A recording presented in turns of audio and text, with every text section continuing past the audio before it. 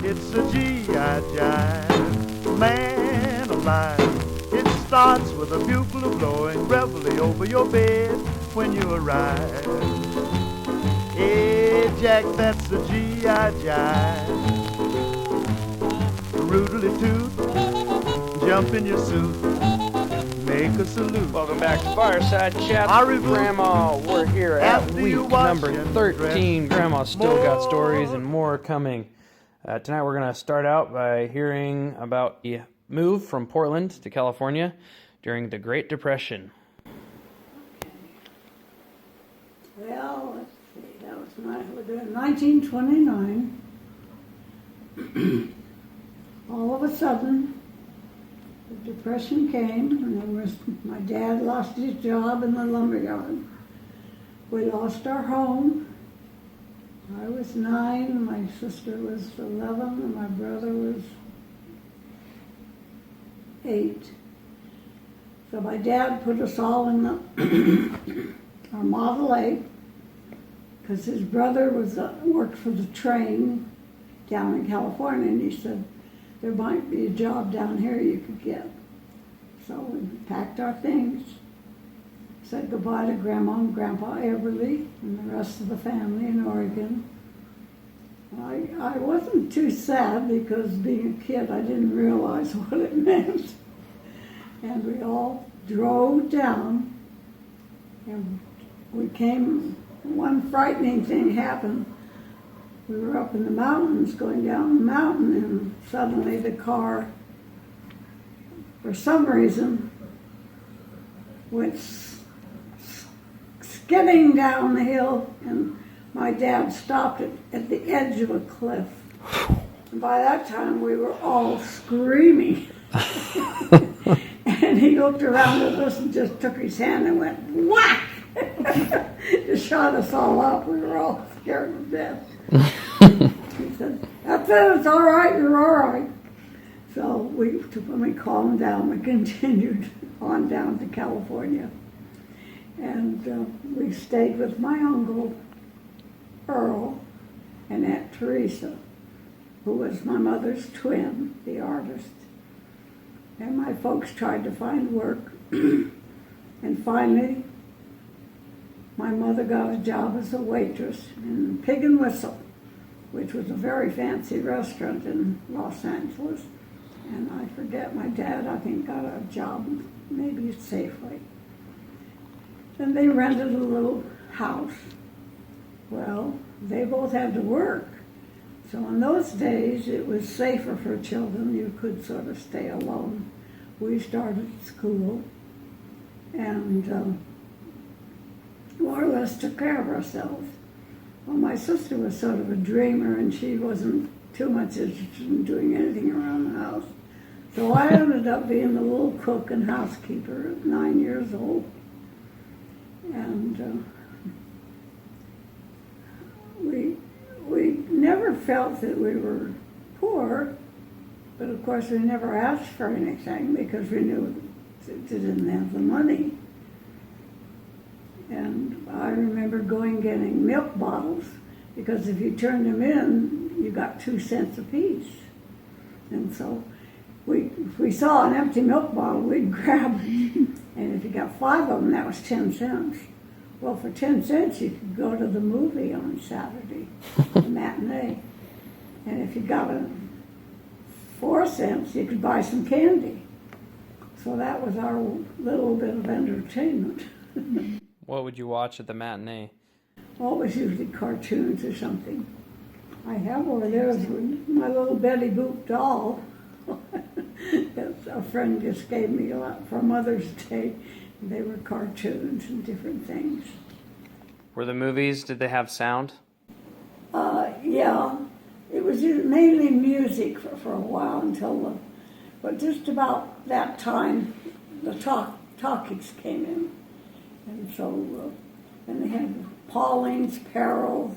It'd be sort of like, a continued tale. And they'd have westerns.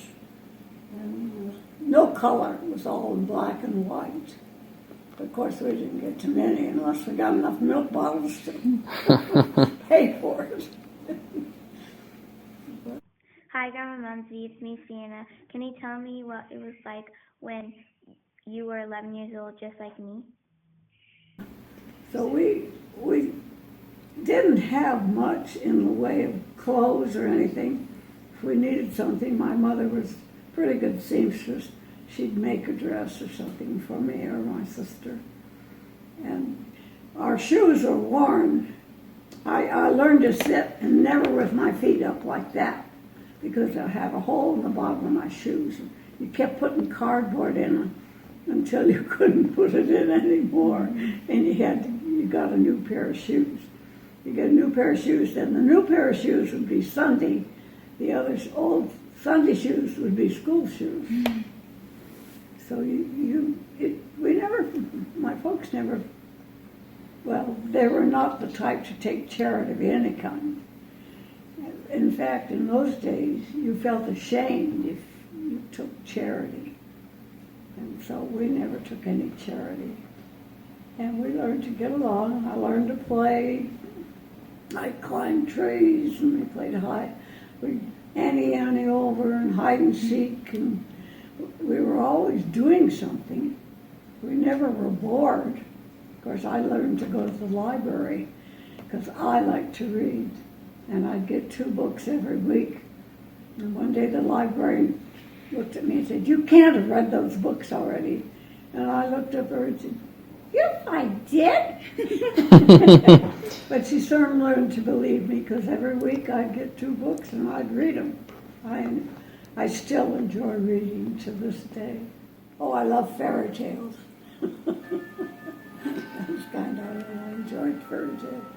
Robin Hood and Snow Princess and different things like that. I still read to this day at least 2 books a week. To me, there's nothing better than a good book. But we always learn to entertain ourselves. In fact, if it rained, we'd be in the house playing bridge or 500 or pinochle or something like that, which is very good for learning your numbers and things. Playing card games or checkers, something like that. But if we could get outside, we were outside and running and playing with our friends. And we didn't have to worry there wasn't a lot of bad people around, because everybody was more or less poor. And nobody ever really locked their doors, because you could exactly walk in. People didn't steal from each other or anything. You helped each other. So when I look back on it, I can't say that it was a bad time. I never felt that I was really, put upon or anything being poor.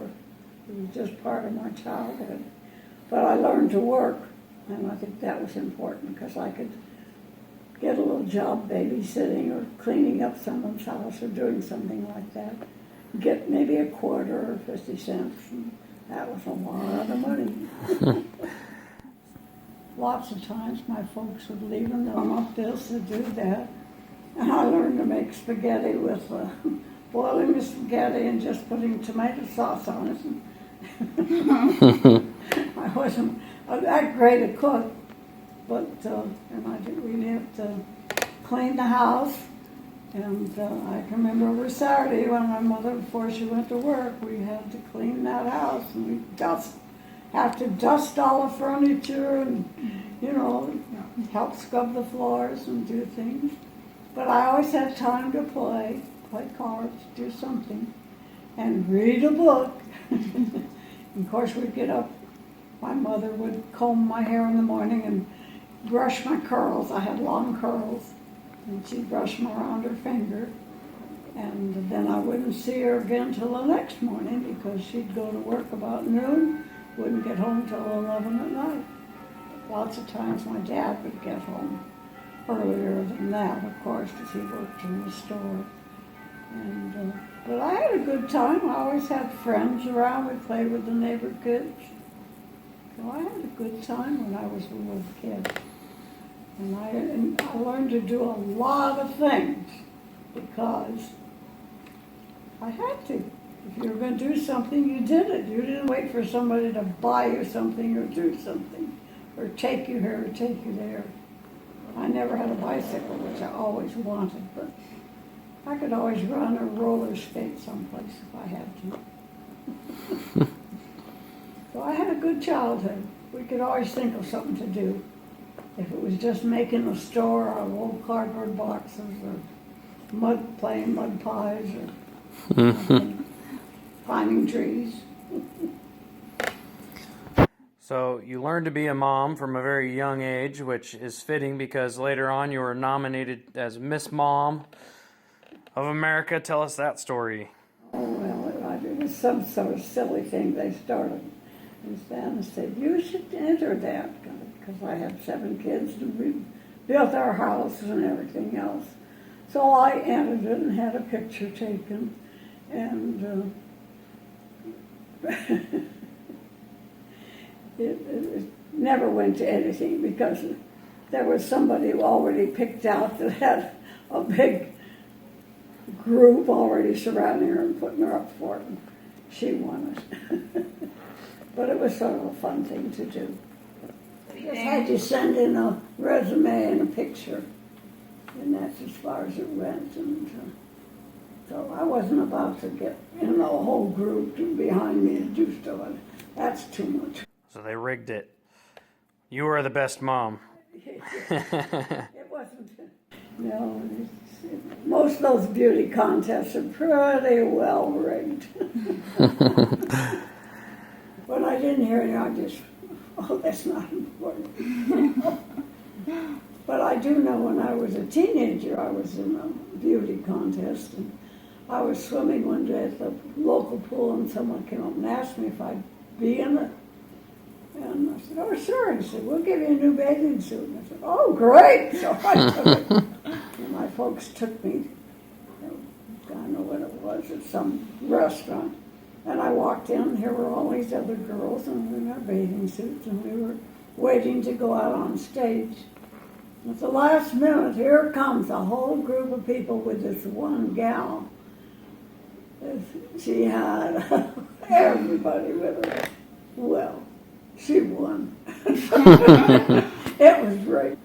They just wanted other girls there to show there was competition. So they run around looking for pretty girls. Well, I got a bathing suit. They just had you walk out on stage. It wasn't like Miss America or anything. It was one of the first things. And after that, I thought, Jackie was in the one in Rolling Hills. And she and this other girl, and she didn't quite. She was second Miss Rolling Hills. The other girl in the neighborhood made Miss Rolling Hills, but that's as far as they went in Miss California. Now, during that same time period at the Rolling Hills house, you were painting one day and you got stung by a bee? Oh, yeah. I painted all our houses because Grandpa was never home long enough to do it, and I enjoyed it because paint covers a lot of things. So I was painting one of the eaves, and we were going to a homecoming dance at Loyola University that night. And so the kids are wandering around and were doing their thing, and I was up at the ladder painting the eave, and all of a sudden a bumblebee came by and stung me in the eye, right by my eye. When I went in the house, I looked, and I had a black eye. Oh my gosh. But that didn't bother me. I went to the dance anyhow. Of course, Stan got teased for beating his wife. Well, that wraps up week number 13 by the fire with Grandma, and we will see you next time for week 14. You go get your breakfast from a beautiful little cafe they call the Mess. Hey, Jack, when you convalesce